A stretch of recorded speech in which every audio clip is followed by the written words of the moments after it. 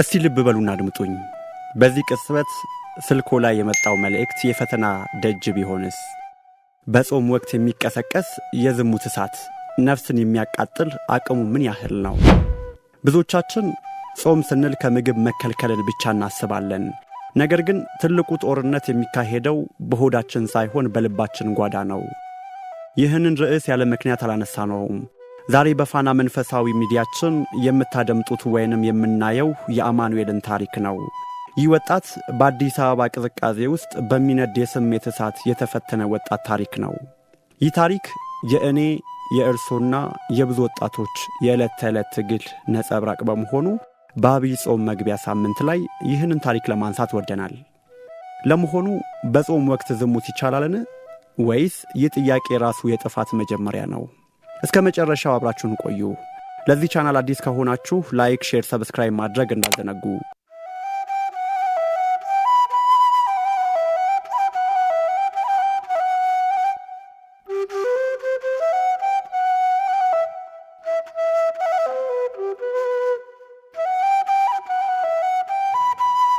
ታሪኩ የሚጀምረው ከጨለማው ግብ ነው።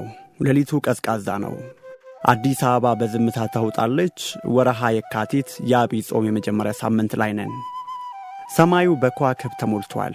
የአማኑኤል ክፍል ግን በብቸኝነትና በጭንቀት ጭጋግ ታፍኗል። አማኑኤል አልጋው ላይ የተገላበጠ ነው። በውስጡ የሚነደውን እሳት ሊያጠፋው አልቻለም። በድንገት ስልኩ ባልጋው አጠገብ አበራ። የኖቲፊኬሽን ድምፅ የክፍሉን ጸጥታም ሰበረው። ከአንዲት ሴት የተላከ የቴክስት መልእክት ነበር። ልቡም በከፍተኛ ሁኔታ መምታት ጀመረ። ይህ ስሜት ለእሱ አዲስ አይደለም። ነገር ግን በዚህ በተቀደሰ ጾም ወቅት በሱባኤ ሰዓት ሲመጣ ክብደቱ እጥፍ ሆነበትና ደነገጠ። ስልኩን አንስቶ በማየትና ባለማየት መካከል ላይ ሆኖም ይታገልም ጀመር። እዚህ ጋር ውስጣዊው ክርክር በይፋም ተበሰረ። ቆይ በጾም ዝሙት ይቻላል እንዴ? አማኑኤል ከመኝታው ተነሳ። ወደ መስኮቱ ተራምዶ የጨለማውን ሰማይ ያየ ከራሱ ጋር ይሟገትም ጀመር። ጾም እኮ ሆድን መግራት ብቻ አይደለም ይላል ራሱ። ሆኖም ግን የዝሙት መንፈስ በጆሮ ላይ በተንኮል እንዲህ ያለ ያንሸኳሽኩበታል። ለመሆኑ በጾም ጊዜ ዝሙት አይቻልም ያለው ማን ነው? እስቲ ንገረኝ። ስጋህ ቢራብ ነፍስ ደስታን አትፈልግም? ቆይ ደግሞ ጾም ማለት መከልከል እንጂ መሞት ማለት እኮ አይደለም አይደል? ማንም አያይም ባክ። አንዴ ብቻ ተዝናና፣ ነገ ንስሐ ትገባለህ። ምን ትላለህ? ተነስ ሂድ፣ መልእክቱን መልስላት አለው።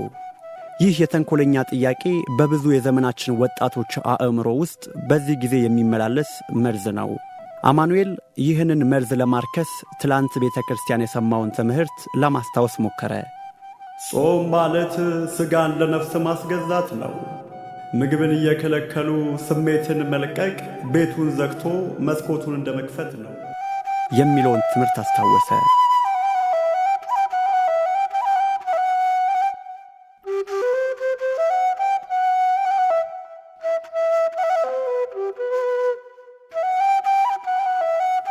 አማኑኤል ስልኩን በድጋሚ አነሳው። ጣቶቹ በራሳቸው ፍቃድ ወደ መልእክቱ መሮጥም ጀመሩ። አንስቶ ስልኩን ከፍቶ ተመለከተ። የተመለከተው መልእክት እንዲህ ይላል። የኔ ቆንጆ የት ነህ? በጣም ናፍቀኸኛል እኮ። ልምጣ ወይስ ትመጣለህ? የሚል ነበር። ሰይጣን ስሜቱን እያጋጋለው ነው። አንድ ጊዜ ብቻ የሚለው የጥፋት መንገድ ደጃፍ ላይም ቆሟል። አማኑኤል በቅጽበት ተነስቶ ጫማውን አደረገ። ወደ ውጪ ለመውጣት ቁልፉንም አነሳ። በሩን ሊከፍት ሲል ግን ግድግዳው ላይ የተሰቀለውን የስቅለት ስዕል ተመለከተ። በዚያ ሰዓት በአይምሮ ውስጥ አንድ ትልቅ ጥያቄ ተደቀነ። ቆይ የሚሸሸው ወደ ደስታ ነው ወይስ ከራሴ ማንነት? እዚህ ጋር ቆም አለ። ቆሞ ማሰብ ብቻም አይደለም፣ ሽሽቱን ወደ ቤተ ክርስቲያን አደረገ። አማኑኤል በሩን ከፍቶ ወጣ። ነገር ግን ወደ ተቀጠረበት ቦታ ሳይሆን የሮጠው ወደ ቅርብ ወደሚገኘው የደብር ኮረብታ ነበር። ልክ እንደ ቅዱስ ዮሴፍ ከኃጢአት ፊት ሸሸ። እየሮጠ እየተንገበገበ በብርዱ ውስጥ ላቡ እያላበው ኮረብታው ላይ ወጣ። እዚያ ጥንታዊ ቤተ ክርስቲያን ቅጽር ግቢ ደጃፍ ላይ ተንበረከከ። አምላኬ ሆይ ብሎ ጮኸ። ሥጋዬ ሊበላኝ ነው፣ ነፍሴን አድናት።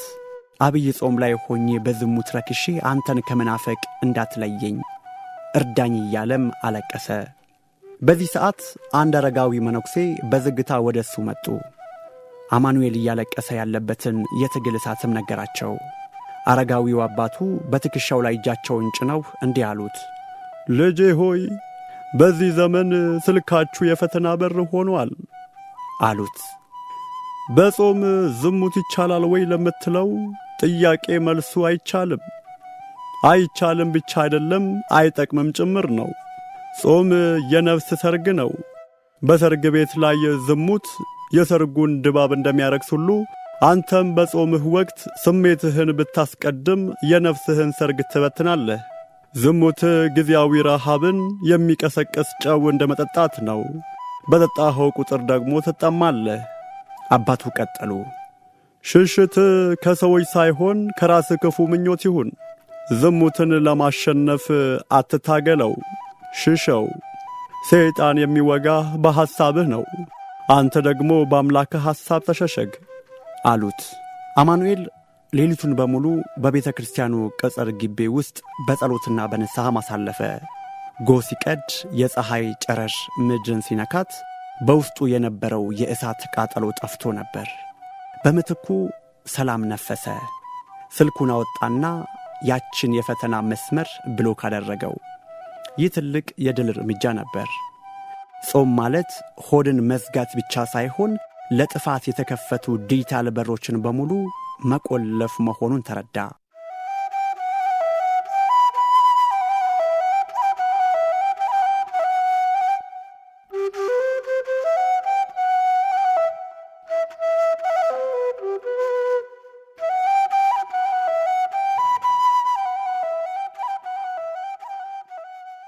ውድ የፋና መንፈሳዊ ተከታዮች፣ የአብይ ጾም ወቅት ነፍሳችንን የምናክምበት እንጂ በዝሙት ቆሻሻ የምናድፍበት አይደለም።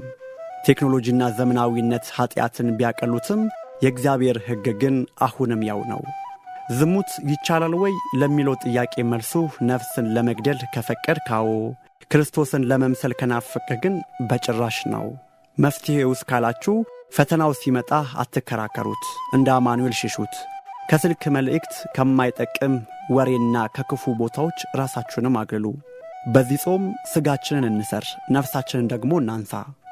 ይህ ቪዲዮ ለሌሎች ወጣቶች ትምህርት እንዲሆን ሼር ማድረጋችሁን እንዳትረሱ። ሰላም እግዚአብሔር ከሁላችን ጋር ይሁን፣ አሜን። በቀጣይ እንዲሰራላችሁ የምትፈልጉት ርዕስ ካለ በኮሜንት ላይ አስቀምጡልኝ። ላይክ፣ ሼር፣ ሰብስክራይብ ማድረግም እንዳትረሱ።